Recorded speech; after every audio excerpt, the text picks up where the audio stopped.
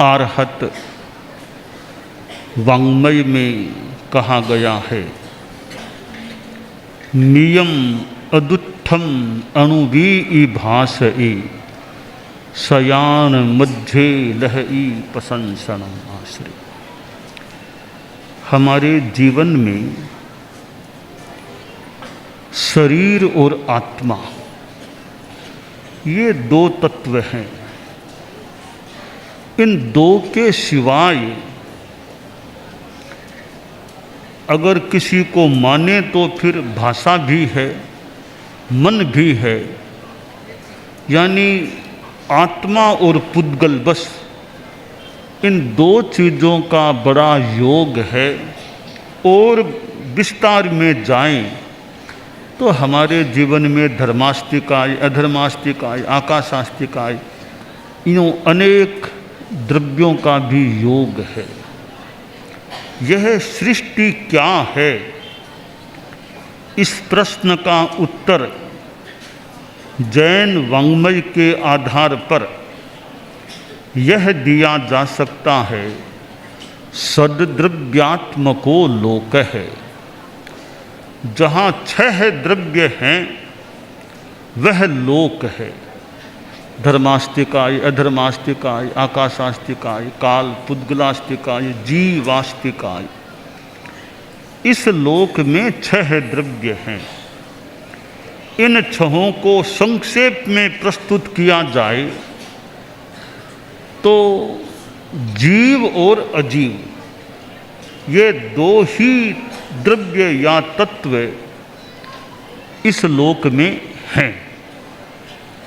तो हमारे जीवन में शरीर और आत्मा, इन दोनों का मिश्रित रूप है। और मिश्रित रूप होने से फिर हमारे जीवन में भाषा भी है, मन भी है, पर्याप्ति है, प्राण है। भाषा एक ऐसा साधन है जिसके द्वारा हम अपने विचारों की स्पष्ट अभिव्यक्ति कर सकते हैं। भाषा न हो, न लेखन के रूप में भाषा हो, न भाषण के रूप में भाषा हो, तो विचारों के संप्रेषण में संभवतः असुविधा हो सकती है। परंतु व्यवस्था दुनिया की ऐसी है कि आदमी के पास मन भी है, भाषा भी होती है। कोई बोल न सके वो अलग बात है, और यूँ शरीर भी होता है। भाषा का हम उपयोग करते हैं, परंतु भाषा कैसे काम में लेनी चाहिए, कैसी काम में लेनी चाहिए, कहाँ काम में लेनी चाहिए, कब काम में लेनी चाहिए, क्यों काम में लेनी चाहिए, ये अनेक प्रश्न हैं। कब बोलना, कैसे बोलना, कहाँ बोलना, क्यों बोलना, इन प्रश्नों के उत्तर हम प्राप्त करके या स्वाभाविक रूप से इनके उत्तर प्राप्त हो जाएं, फिर भाषा का उपयोग करें। तो भाषा के द्वारा, बोलने के द्वारा तो कितनों का कल्याण किया जा सकता है। बोलने के द्वारा कितनों की समस्याओं को समाधान दिया जा सकता है। बोलने के द्वारा कितनों को आध्यात्मिक ज्ञान दिया जा सकता है। भाषा का दूसरा पक्ष, अंधेर पक्ष देखें। उजला पक्ष भी है तो अंधेर पक्ष है कि बोल करके कितना झगड़ा किया जा सकता है, बोल करके कितनों को दुखी बनाया जा सकता है। झूठी झूठी बातें करके दूसरों को फंसाने का प्रयास किया जा सकता है। तो भाषा का एक उजला पक्ष है, दूसरा अंधेर पक्ष है। बस यह विवेक आदमी में हो कि मुझे बोलना है, कैसे बोलना है। अगर 3 बातों पर ध्यान दे लिया जाए कि मिथ ज़्यादा नहीं बोलना, अनावश्यक नहीं बोलना, फालतू नहीं बोलना, नियम अदुत्थम अणुवी भाषय, मुझे परिमित बोलना है, संयमित बोलना है, अनावश्यक नहीं बोलना है। अदुत्थम, अदोष, अदुष्ट, दोष रहित बोलना है। झूठ बोलना भाषा का दोष है, और कहीं कटु बोलना भी भाषा का दोष हो सकता है। छल कपट युक्त बोलना भी भाषा का दोष हो सकता है। निर्दोष भाषा बोलना, परिमित बोलना, और जो बोला जाए वो निर्दोष होना चाहिए। तीसरी बात शास्त्र में जो बताई, अणुवी भाषाई, विचार पूर्वक बोलना चाहिए। कोई खास बात कहनी हो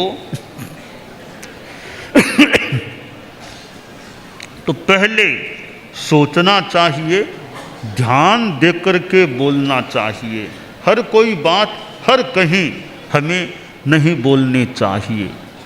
पुब्बिं बुद्धि ए पाश्यता पच्छा वक्क मुदाहरे, पहले बुद्धि से ध्यान देकर फिर आदमी को कोई खास बात कहनी हो तो कहनी चाहिए। तो ये हमारे आगम में एक भाषा का बड़ा विवेक दिया गया है। 10वें आलियम का 7वां अध्ययन भाषा पर है। 55वां आगम में भी भाषा पर वर्णन है। तो यह भाषा हमारी बढ़िया रहे। आज हम राजनगर आए और राजनगर राजसमंद परम पूजनीय हमारे धर्म संघ के प्रथम आचार्य आद्य अनुशास्ता आचार्य भिक्षु की पूर्व अवस्था वाले साधु जीवन से जुड़ा हुआ है। और राजनगर जहाँ बोधि स्थल की संज्ञा इसे प्राप्त है। और मेरे मन में विचार आया है कि तेरा पंथ के उत्पन्न होने में किसी दृष्टि से राजनगर का योगदान है। राजनगर के जैन श्रावकों का योगदान है तेरा पंथ के उत्पन्न होने में। क्यों योगदान है? अगर राजनगर के श्रावक थोड़ा प्रतिरोध नहीं करते, यानी प्रतिरोध की क्षमता कि अपराध हो रहे हैं, गलत हो रहा है, वो हो रहा है, एक तो हम भी ठीक है हो रहा है, देख लिया सुन लिया, अपने मौन रखो, अपने मौन रखो, अपने क्यों बोल के खारा बनना, अपने मौन रखो, वो जाने वो करे। एक तो यह चिंतन है, एक एक सम्यक अहिंसा पूर्ण प्रतिरोध किया जाए कि गलत क्यों हो रहा है, गलत नहीं होना चाहिए। तो ऐसा लगता है राजनगर के उस जमाने के कुछ लोगों में संभवतः प्रतिरोध की क्षमता थी कि प्रतिरोध करें, ऐसा क्यों हो रहा है। और जैसा इतिहास में वर्णन आता है, राजनगर के उस समय के तेरापन तो हुआ ही नहीं था, पहले की बात है। राजनगर के श्रावकों ने प्रतिरोध का कार्य किया कि साधुओं को वंदना करनी छोड़ दी कि इस वर्तमान के साधु ठीक नहीं पाल रहे हैं, तो वंदना करनी छोड़ दी।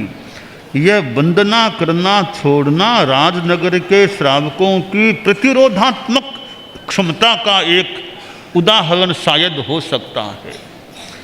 और वो स्थिति बनी तब भीखन जी महाराज को राजनगर भेजा गया। उनके गुरु रघुनाथ जी महाराज भीखन जी महाराज को भेजा, तो इतिहास में हमारे आता है।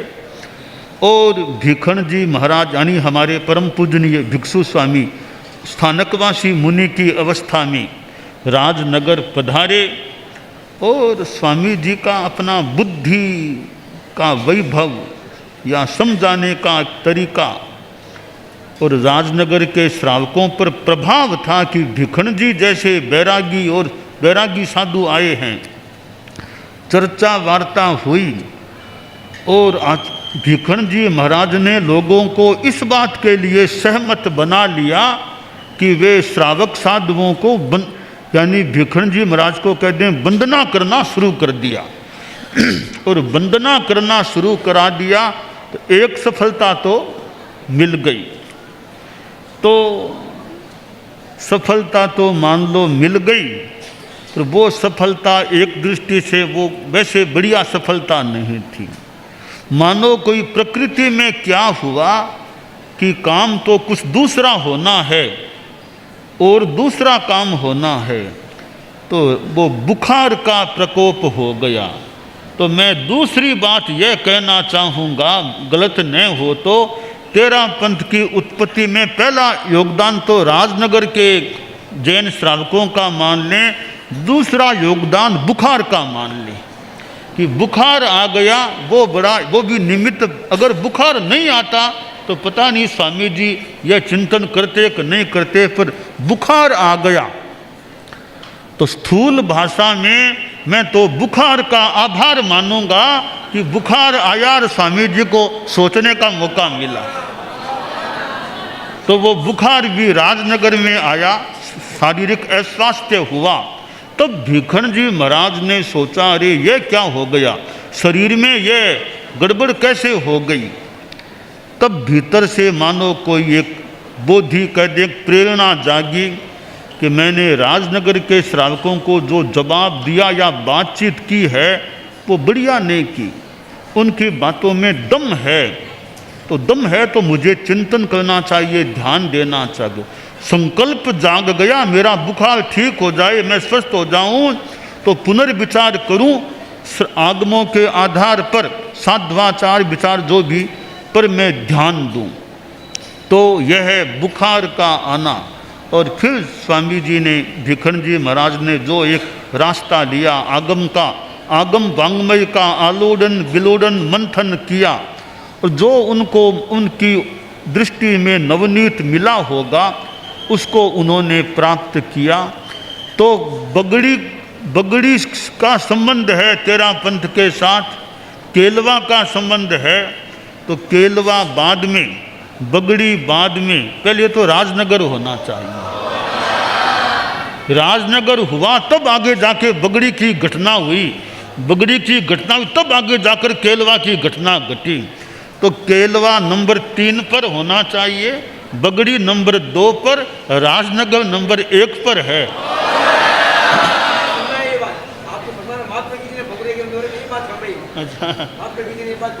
अच्छा, तो तेरा पंथ की उत्पत्ति का एक अपेक्षा से एक बड़ा श्रेय है, वो राजनगर के प्रसंग को है, राजनगर के श्रावकों को है, जिन्होंने प्रतिरोध किया। प्रतिरोध कह दें, विरोध न कहें, प्रतिरोध कह दें।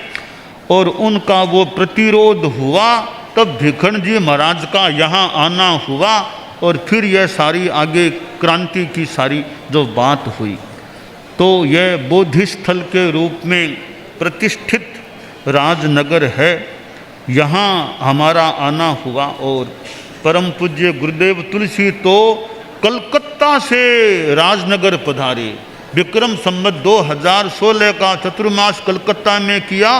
एक ही शेष काल में कहाँ कलकत्ता चलते चलते चलते राजनगर पधार के विक्रम संवत 2017 का चतुर्मास राजनगर में किया था। बहुत लंबी यात्रा, संभवतः गुरुदेव तुलसी के जीवन की सर्वाधिक लंबी यात्रा वो यात्रा रही होगी। कलकत्ता से राजनगर की यात्रा सर्वाधिक लंबी यात्रा संभवतः उनके जीवन की वो यात्रा थी। तो गुरुदेव तुलसी का राजनगर पधारना, केलवा भी साथ में जुड़ा हुआ था, चतुर्मास राजनगर को मिला। तो यह राजनगर का क्षेत्र और जहाँ हमारा आना हुआ है, जैसा बताया गया सन 2011 में हम केलवा से राजनगर आए थे। और गुरुदेव तुलसी का अनुकरण, गुरुदेव तुलसी राजनगर से मतलब केलवा में वो पूर्णिमा का प्रोग्राम करके फिर राजनगर चतुर्मास के लिए पधारे। और हम लोग केलवा में चतुर्मास करना था, पहले बीच में राजनगर आए, फिर केलवा गए। तो यही वो स्थान मान लें। यानी हमने भी मान लो कि भी केलवा बाद में पहले राजनगर, तो पहले राजनगर बाद में केलवा का चौमासा है। तो मेरी भूल न हो तो मेरा विचार ये है कि नंबर 1 राजनगर है, नंबर 2 बगड़ी है, नंबर 3 केलवा, क्रम से यानी कालक्रम से नंबर 1 राजनगर है, कालक्रम से नंबर 2 बगड़ी है, कालक्रम से नंबर 3 वो केलवा होता है। क्योंकि घटना जो हुई है तेरा पंथ का उद्भव हुआ है, तो तेरा पंथ की वो उद्भव से पूर्व की भूमिका है, मूल बीज, वो बीज या मूल राजनगर में पैदा हुआ, आगे बगड़ी में थोड़ा आगे बढ़ा, फिर केलवा में अच्छी तरह मानो जन्म सा हो गया। तो आज ऐसे राजनगर में हमारा आना हुआ है। और हमारे परम पूजनीय भिक्षु स्वामी का यह 300वां जन्म वर्ष है। आचार्य भिक्षु जन्म त्रिशताब्दी वर्ष चल रहा है। इस वर्ष के दौरान राजनगर भी आना हो गया है, यह एक विशेष बात है। इस वर्ष के दौरान स्वामी जी से जुड़े हुए वर्ष के दौरान यह राजनगर में आना हुआ। राजनगर ही नहीं, प्लानिंग के अनुसार 5 क्षेत्रों में इसी वर्ष में जाना है। और आज से मतलब शुरुआत हो गई, अब राजनगर नंबर 1 में आ गया, आगे कल संभवतः केलवा है, फिर आगे अपने सिरियारी है, कंटालिया है, बगड़ी, तो 5 स्थान आचार्य भिक्षु से जुड़े हुए हैं। इस आचार्य भिक्षु जन्म त्रिशताब्दी वर्ष में 5 क्षेत्रों में जाने की हमारी प्लानिंग है। 5 में आज नंबर 1 में राजनगर हमारा आना हुआ है। तो राजनगर के श्रावक समाज में भी खूब धार्मिक चेतना अच्छी बनी रहे। यहाँ के सभी लोगों में अपने तेरा पंथ के जो हमारे धर्म की जो विधियाँ सामायिक है, स्वाध्याय है, आदि है। फिर अनुव्रत की बात, आचार्य श्री तुलसी को दीक्षा लिए 9 दिसंबर को पौष कृष्णा पंचमी को 100 वर्ष पूरे होने वाले हैं। तो गुरुदेव तुलसी का ये अनुव्रत आंदोलन का भी कार्यक्रम है। तो अनुव्रत की भी बात, जो यहाँ अनुव्रत विश्व भारती भी इधर, तो सब अनुव्रत का इधर प्रेक्षा ज्ञान जीवन विज्ञान जो कार्यक्रम है सबका यथा योग्य उपयोग प्रयोग यहाँ चलता रहे और लोगों में खूब धर्म की जागरणा रहे, यह काम।